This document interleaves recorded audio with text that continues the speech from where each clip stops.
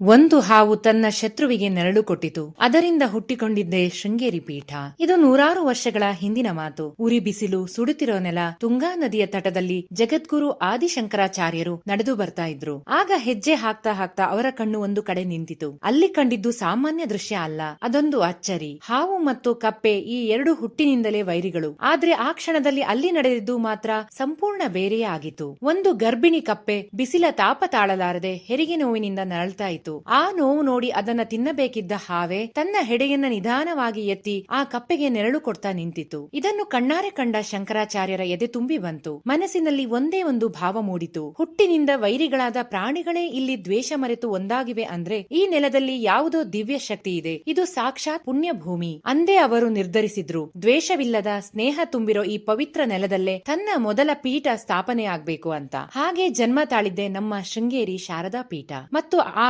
ಐತಿಹಾಸಿಕ ಜಾಗವನ್ನ ಇಂದಿಗೂ ಜನ ಕಪ್ಪೆ ಶಂಕರ ಅಂತಾಲೇ ಕರೀತಾರೆ. ತುಂಗಾ ನದಿ ಮೆಟ್ಟಿಲು ಮೇಲೆ ಇರೋ ಆ ಕಲ್ಲು ಇಂದಿಗೂ ಅಲ್ಲೇ ಇದೆ. ಮೌನವಾಗಿ ಆ ಕ್ಷಣದ ಸಾಕ್ಷಿ ಹೇಳ್ತಾ ಮುಂದಿನ ಬಾರಿ ಶೃಂಗೇರಿಗೆ ಬಂದಾಗ ಆ ಕಪ್ಪೆ ಶಂಕರ ಶಿಲೆಯನ್ನು ಒಮ್ಮೆ ಮುಟ್ಟಿ ನಮಸ್ಕಾರ ಮಾಡಿ. ಯಾಕಂದ್ರೆ ವೈರಿಗಳನ್ನು ಮಿತ್ರರನ್ನಾಗಿಸೋ ಶಕ್ತಿ ಆ ಭೂಮಿಗಿದೆ ಅಂತ ನಂಬಿಕೆ. ಶೃಂಗೇರಿ ಇದು ಬರೀ ದೇವಸ್ಥಾನ ಅಲ್ಲ, ಸ್ನೇಹ ಸಾರುವ ಸನ್ನಿಧಿ.